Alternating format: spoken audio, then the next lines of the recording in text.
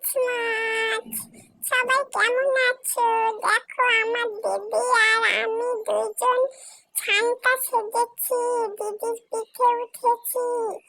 দিদি আমাকে ছানটা ছাড়িয়ে দিয়েছে, শুধু টুপিটা পরিয়ে দিয়েছে। আর দিদি দেখো সব কিছু সেজেছে, আমাকে সাজায়নি। ও দিদি, আমাকে একটু ছানটা জামা পরিয়ে দাও না, তুমি খালি টুপিটা পরিয়েছো আমাকে।